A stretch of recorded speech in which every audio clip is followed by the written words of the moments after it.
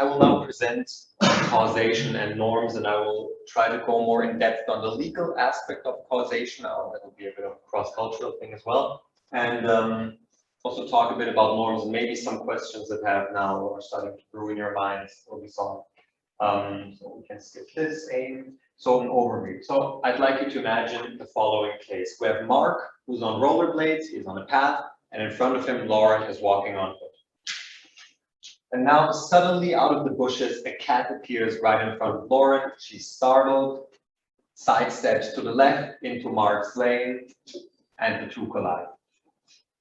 Now we ask, who caused the accident? Now let's have a look. Well, what is ingrained in this question? First, it's a question of actual causation. I do not want a generalized law. I want to know in this particular case who caused the accident. And then it is also, or we are looking for an ordinary notion. This is not a technical notion of causation we're after. We're just ordinarily trying to find out who caused this accident. Was it Mark? Was it Lauren? Was it the cat? Was it all three? Was it neither? Now, in the second scenario, all variables are held fixed but for one, namely the path that Mark is rollerblading on prohibits rollerbladers. You're not allowed to rollerblade on this path. Everything else is identical. Cat appears, Lauren sidesteps, they crash. We ask again, who caused the accident? And there's three ways to tackle this question of who caused the accident. Three perspectives one can take. There's a perspective from philosophy. What do the philosophical theories say to this question? I won't really go into them.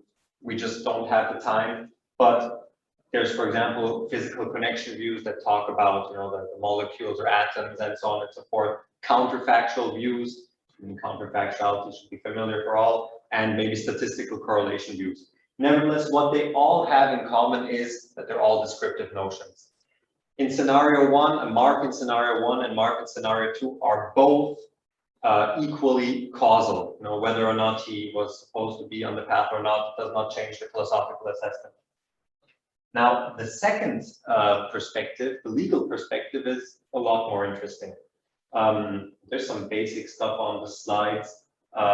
This presentation was originally catered to a psychological audience, but I'm sure everyone knows that in important criminal law, causation is an important matter. In fact, it might even be one of the most important matters, more important than mens rea even, as there are crimes in which mens rea can be absent, strict liability, but you cannot be culpable for anything that you didn't cause.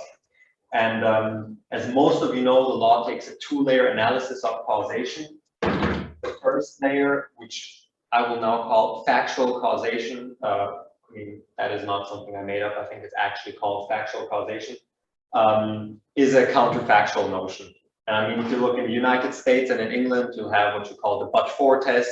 In Switzerland, Germany, and if I'm not mistaken, also Poland, the conditio sine qua non formula, basically the same thing, just very roughly. This stuff doesn't really interest us for the talk, but first layer analysis is decidedly descriptive, and no one disagrees on that.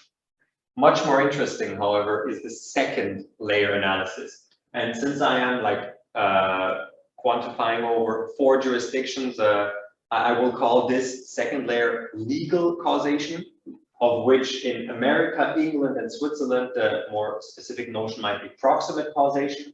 And in Germany, and I think maybe also in Poland, it's something more of an ascription, like a theory of objective ascription, or so it's called.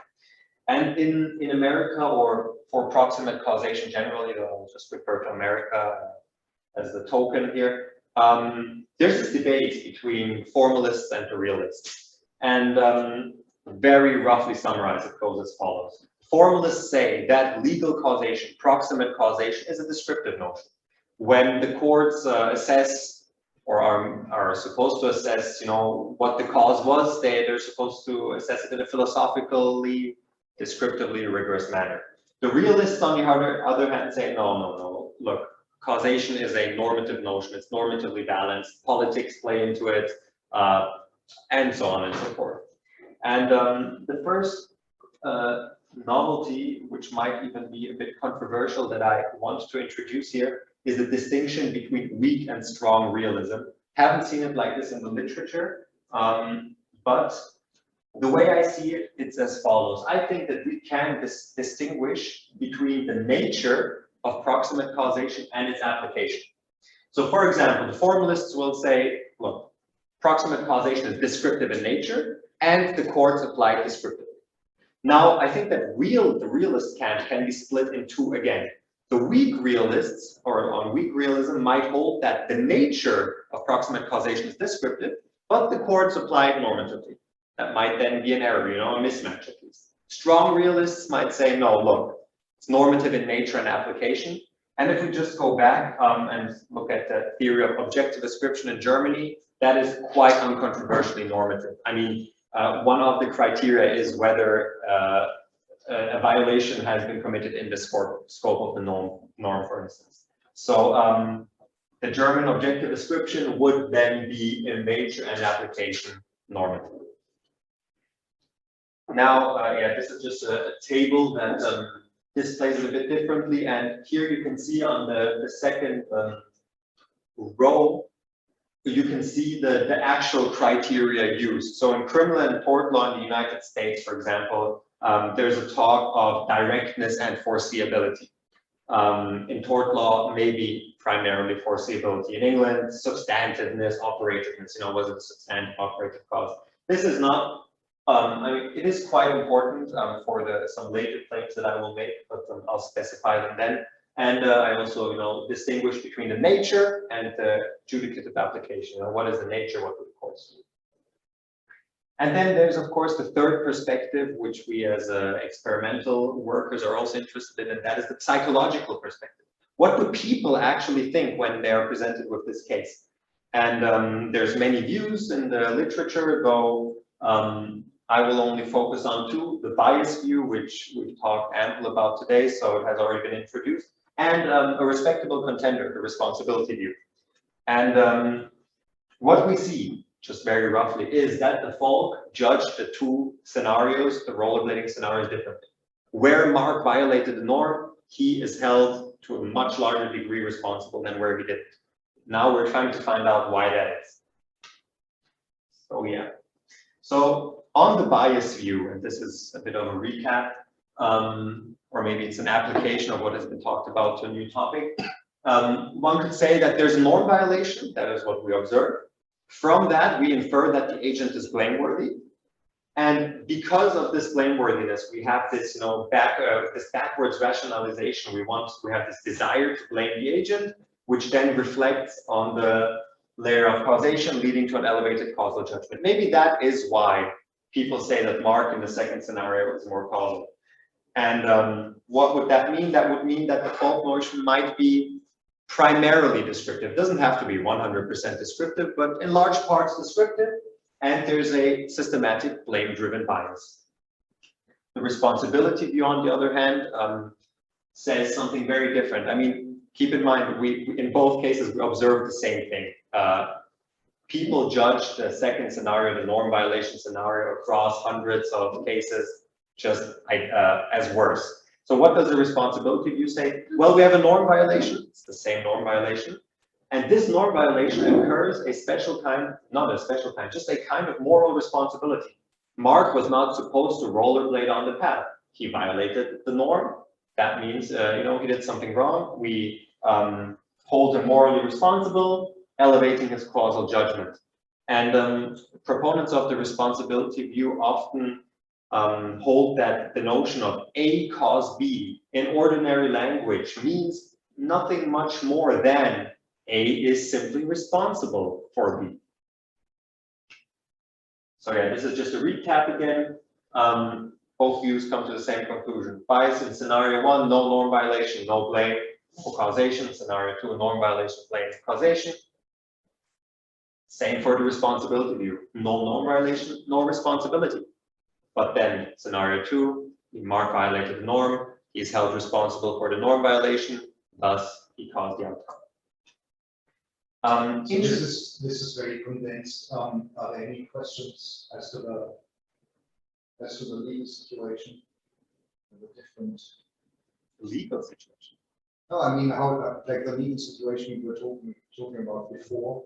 and the psychological accounts, how they map onto the sleep situation. I was just getting to it. Well, let's see whether there's any questions. Yeah.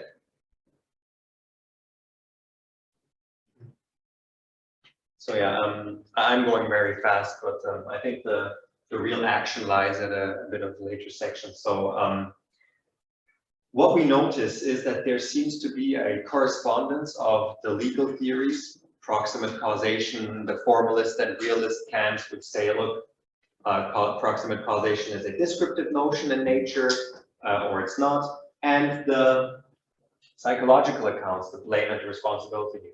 So for example, both the bias view and the weak realists would hold that proximate causation is largely descriptive in nature, but applied in a normative fashion by the courts, which would then be deemed a misapplication because it does not match the nature that it supposedly has.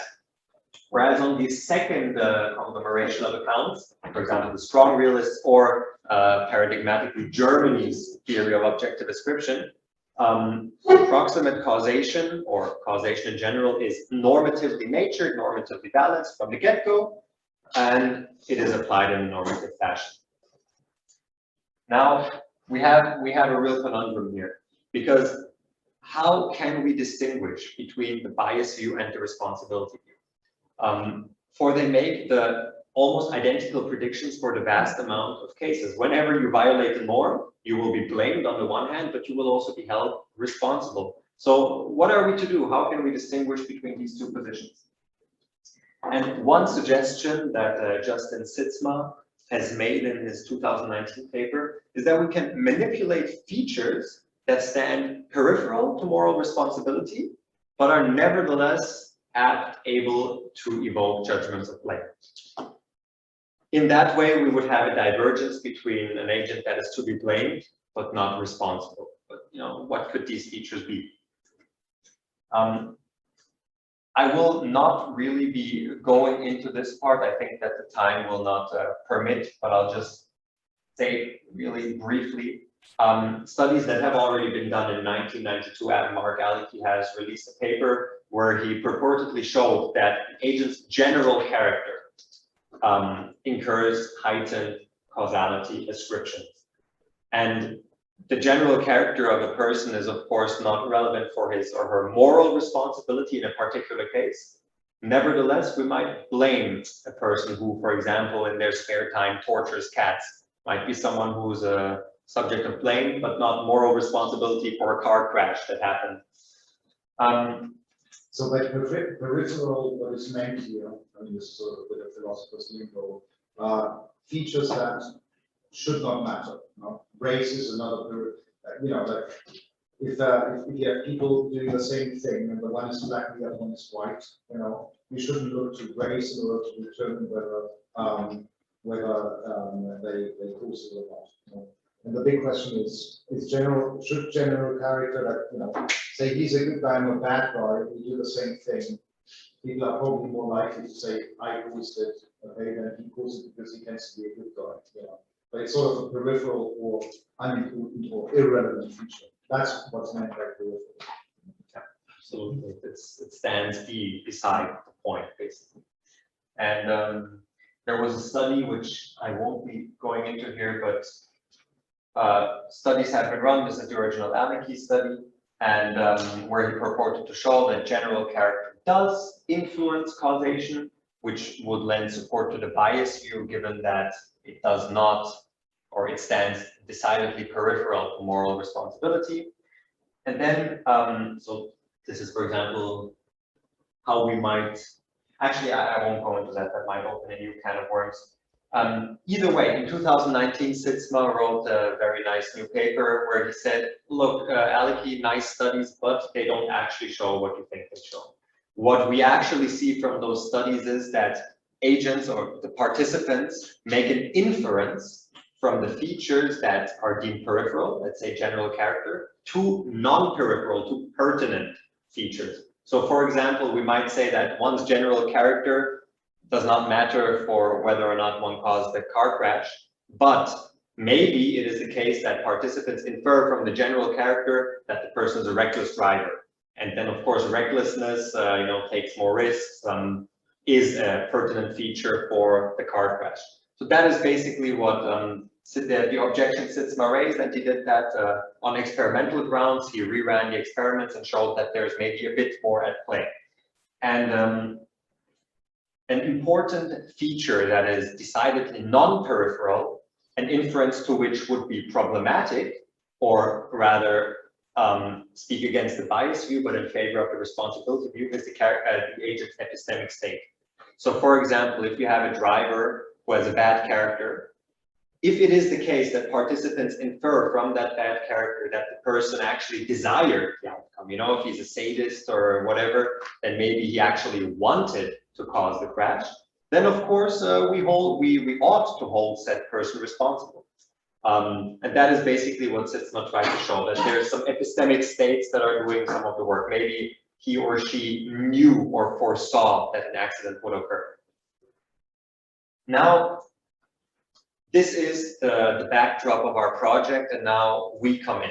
And what we try to do is show that, or rather, we were searching for another peripheral feature, which might shed some light on the debate. If a character doesn't work, or at least those original scenarios weren't too promising, what about the peripheral feature of norm type? Now, what does norm type mean in this context?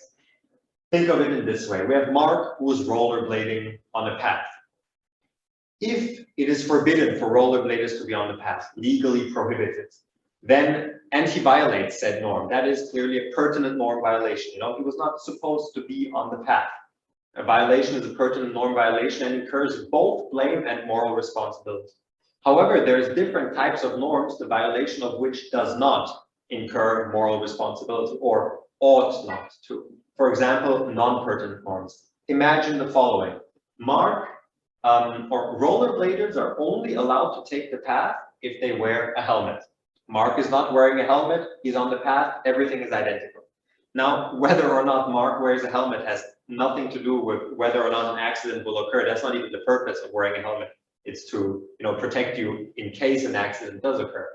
And if a violation of said norm would again incur, or rather, we are trying to find out whether a violation of these types of norms would also incur blame or whatever, change the causality ratings. Silly norms are even more extreme. Imagine you're only allowed to be on the path if you wear a red t-shirt. Mark is wearing a blue t-shirt. That is the norm he violated. Everything else is held fixed. Will we hold him more responsible? I mean, it sounds ridiculous to do so, but let's find out what happens. So now here are the experiments that we ran. We have 3 experiments. I have 2 in the slides, and I might only present 1, but it really depends on the time. I think One is good. yeah, one is good. I'll just I'll stick with the role of the images. Here you see in some nice colors the experimental setup. We just have 4 conditions, 4 scenarios. The vignette is held fixed. It's always Mark, rollerblading on a path, Lauren, Cat, the drill. The only thing that we change is the norm that is violated. In the base condition, there's no norm violation. In the norm violation condition, that is the second scenario I showed, there is a legal norm, an institutional norm, pertinent norm that has been violated. And then we have 1 non-pertinent and 1 silly. And what we ask the agents is Mark's causal contribution, the causal contribution of the secondary agent, which is in this case the cat. We ask whether Mark knew that an accident would occur, whether he desired it. So we're testing for epistemic states, which is exactly the objection that Sitzma made. He said, look, this is not a peripheral feature because they actually make epistemic states inferences. So we have to test for that. Then we check for the moral variables. We check for blame, responsibility, and punishment. This is the vignette. If anybody's interested, we can look at it in detail later. It's not necessary now. Also notice that all experiments, at least in this project, and I think also in general, are modeled after real Swiss, not Swiss, after real global cases. This one just happens to be a Swiss Supreme Court case. So these are real legally pertinent cases. Okay, so here are the results comparing the no norm condition, the scenario 1 that I showed you, and the norm violation, the pertinent norm violation. And what is of interest really is this stuff here, mark, and the epistemic states, and then maybe blame and responsibility. So what we see, and this is basically just a replication of the well-known norm effect, what Marcus just introduced with no. When an agent violates a norm, so the green bars are the no norm condition. This is just, they say that they rate Mark's causal contribution in the no violation scenario at 2.5 out of 7. That's pretty low.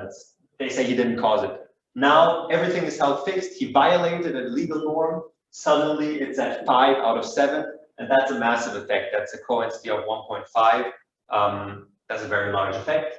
The cat's causal contribution is inverse. It's not that important here. On the epistemic states, noticeable that they're all very low. So in general, they're all significantly below the midpoint. They think that Mark neither knew nor desired the outcome, though we do find a medium-sized difference for knowledge. So people actually say that where he violated the legal norm, he might have known it a bit more.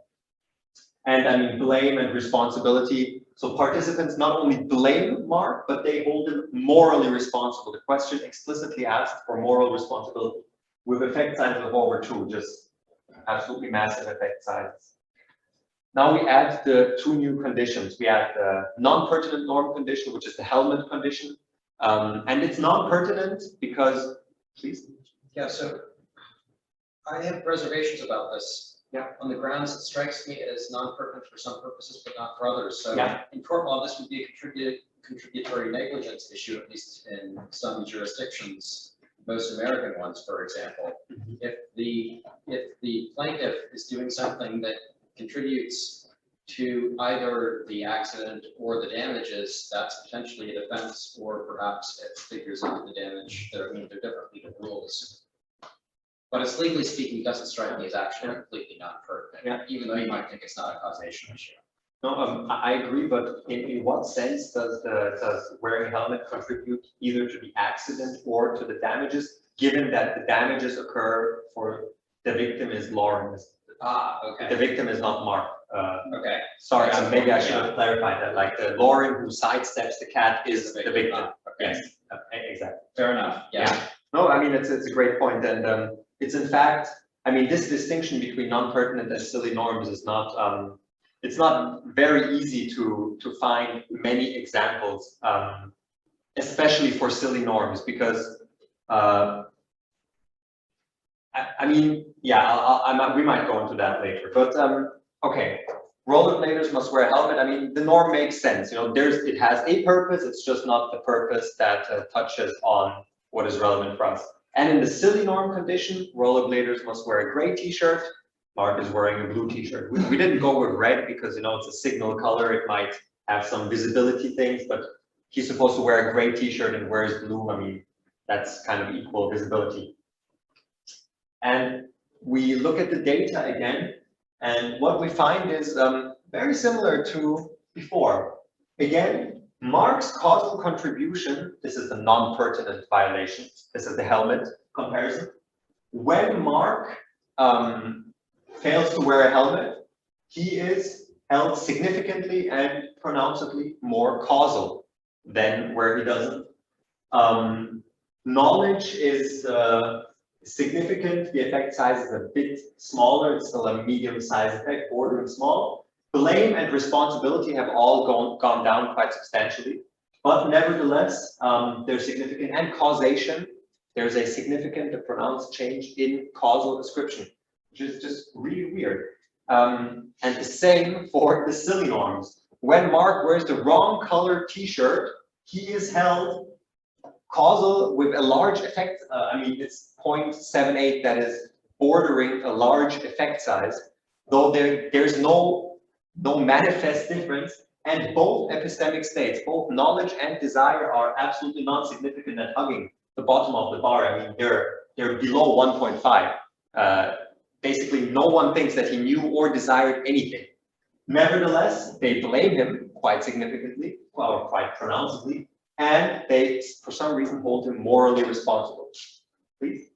Like, this doesn't really surprise me at all, simply because, I mean, my system one, to use Kahnemanian terms, immediately provides me with these kinds of explanations, such as that Mark seems not to care because he's not wearing a helmet. He doesn't care about rules. Therefore, he is a negligent person. And even for the T-shirt, I mean, maybe it's just this might be like a Finnish way of thinking, but Finns assume that rules are there for a good reason. So even if the rule seems silly, it's probably there for a good reason, and Mark doesn't care about this good rule.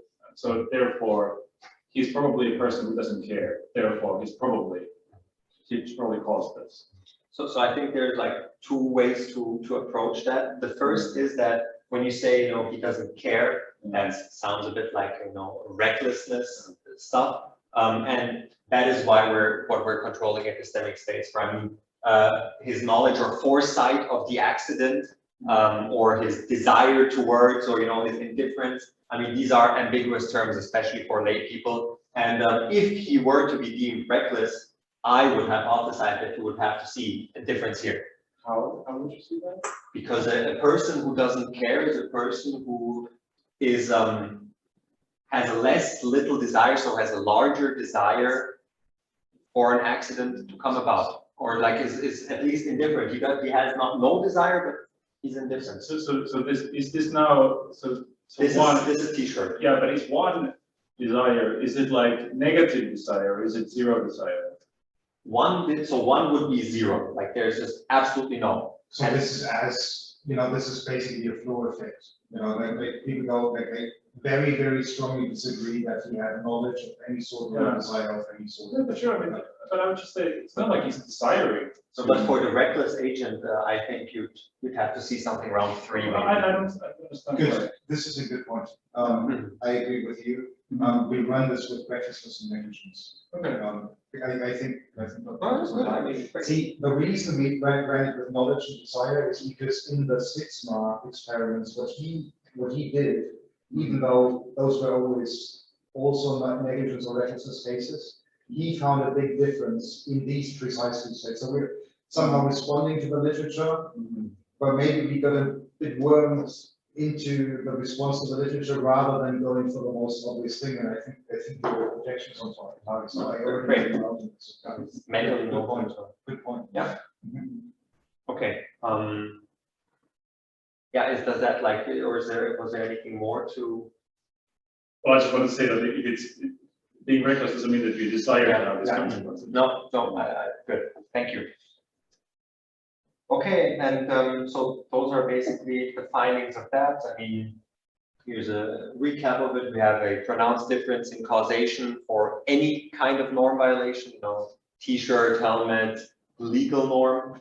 Knowledge is only significant, so there's actually only a real difference in knowledge for some of those conditions. And I mean, we have 3 experiments, and in the other experiments, the epistemic states are insignificant throughout every condition. So just in this one, knowledge was significant in one, and we always find elevated blame and punishment ratings. I think I will skip the second thing. And just as a conclusion of what we might derive from this, what is uncontroversially the case, and what the literature shows again and again, is that ordinary causal judgment is sensitive to normative factors. Whenever there's a norm violation, there will be an increase in causation. What we're trying to do is find out whether this is a justified increase or not. What we try to do with these experiments is differentiate between, when there's a justified moral responsibility, and when there's blame. And in our opinion, in a silly norm violation ought not to incur moral responsibility, ought not to bring with it a change in causation. We find one. And at least the epistemic states seem explanatorily inadequate, though we should check for recklessness and negligence. I mean, it's clearly problematic from a legal point of view, as Marcus said before, you know, courts make explicit reference to these concepts. And I have to say, I also have like this, like an argument, like a three-step argument for proximate causation as a descriptive notion. So a bit on the formalist side or the weak realist side.